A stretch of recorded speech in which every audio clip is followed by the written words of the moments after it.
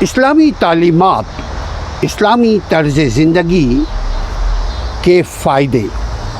جو اسلام سے آگہی ہم حاصل کرتے جائیں گے تو زندگی کے مختلف گوشوں میں انقلاب رونما ہونا شروع ہو جائے گا۔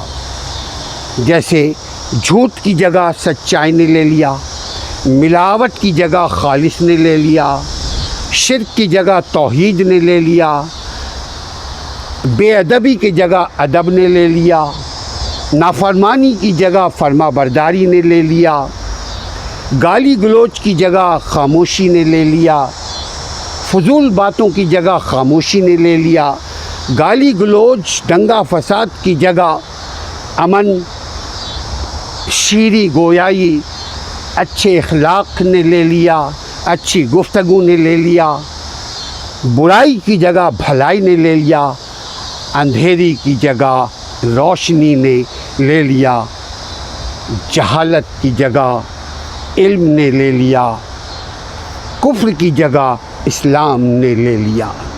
تبھی جا کر اسلامی نظام بنا، اسلامی قانون سازی ہونے لگی، اسلامی قانون کی خلاف ورزی پر سزا تعین ہونے لگا۔ مگر کب؟ جب نظام بدلا۔ نظام سے پہلے انسان بدلے۔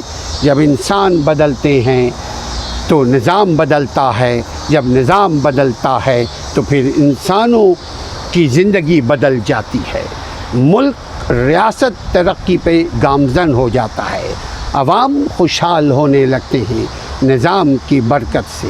اور نظام بہترین نظام رب کا نظام ہے، بہترین نظام اسلام کا نظام ہے، بہترین حکمت اسلامی حکمت ہے، بہترین قائد محمد عربی صلی اللہ علیہ وسلم ہے، بہترین دین اسلام ہے، بہترین دین اسلام ہے جو دین فطرت پر قائم ہے۔